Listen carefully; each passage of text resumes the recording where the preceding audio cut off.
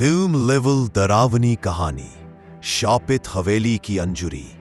उद्घाटन दृश्य, रेगिस्तान का सन्नाटा, राजस्थान की सुनहरी रेत पर सूर्य ढल चुका था। रात की हवा में ठंड और बेचैनी खुली थी।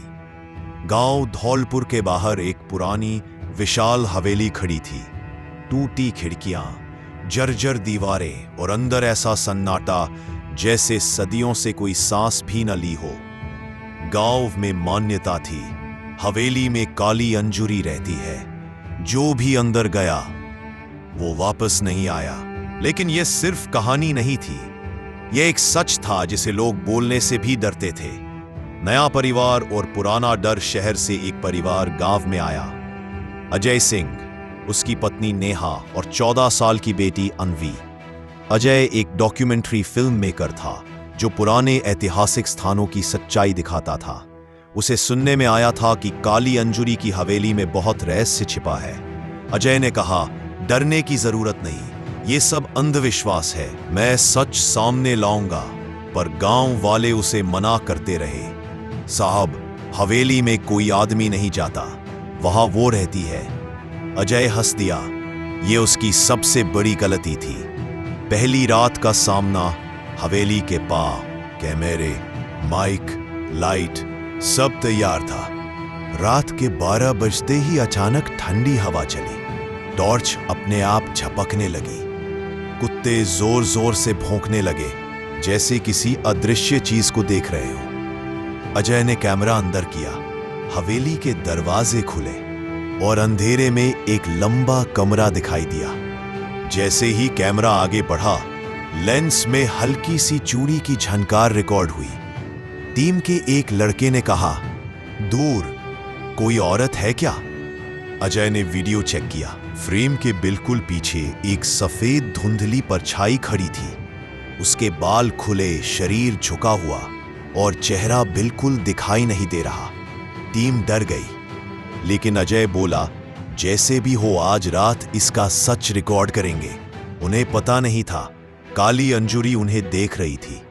अतीत का खून। अगली सुबह गांव की बुजुर्ग दाई ने अजय की पत्नी नेहा को हवेली की कहानी सुनाई। 50 साल पहले यहां एक लड़की रहती थी, अंजुरी। उसके सौतेले पति ने लालच में उसे हवेली के अंदर जला दिया। वो बदले की आग में मरी और अब उसकी आत्मा बंधी हुई है। जो भी हवेली में कदम रखता है वो उसे अपना हत्यारा समझती है। नेहा के हाथ कांप गए। उसे कुछ सच है। हवेली का प्रकोप। रात 2 बजे। टीम हवेली के अंदर शूट कर रही थी। अचानक लाइट बंद हो गई। कमरे में सिर्फ कैमरे की IR लाइट चमक रही थी। अजय ने कैमरा उठाया और जैसे ही स्क्रीन देखी, एक औरत दीवार पर चिपकी हुई उल्टा खड़ी थी। उसका चेहरा फटा हुआ, आंखें सफेद और मुंह उतना बड़ा जितना इंसान का हो ही नहीं सकता।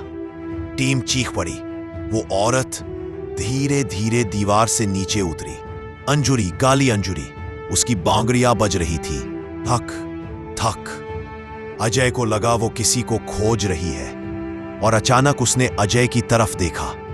कमरा कांपने लगा, शीशे टूटने लगे, कैमरा अपने आप रिकॉर्ड करने लगा। अंजुरी ने चिल्लाते हुए कहा, तू भी उसे ढूंढ रहा है? अजय डर के मरे गिर गया। अन्वी का गायब होना। अगली सुबह पता चला कि अजय की बेटी अन्वी हवेली में नहीं है।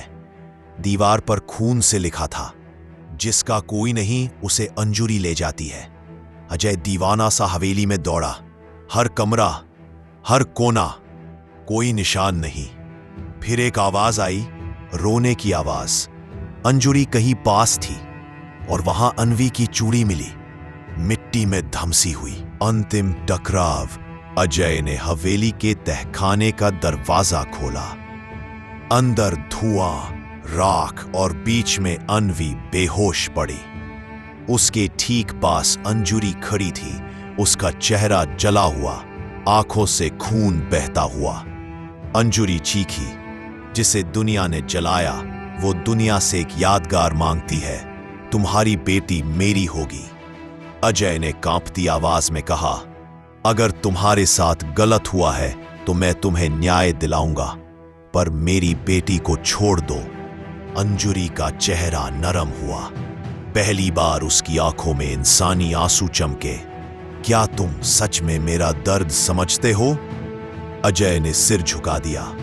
हाँ, मैं तुम्हारे लिए फिल्म नहीं, इंसाफ बनूंगा। धीरे धीरे अंजुरी का शरीर धुंध में बदलने लगा। उसकी आत्मा शांत हो रही थी और वो गायब हो गई। अन्वी की सांसें वापस आने लगी। हवेली की दीवारों पर वर्षों से बंद पड़ी राख अपने आप झड़ गई, जैसे आत्मा मुक्त हो गई हो। अंजुरी की शांति कहानी खत्म नहीं हुई। अजय ने अंजुरी की सच्चाई पर फिल्म बनाई, दुनिया को उसके साथ हुए अत्याचार के बारे में बताया। और वो हवेली अब खाली नहीं लगती। वहां एक अजीब सी शांति है। पर अब भी कभी कभी हवेली के बरामदे से बांगड़ियों की हल्की सी झनकार सुनाई देती है, जैसे अंजुरी कह रही हो, अब मैं शांत हूं,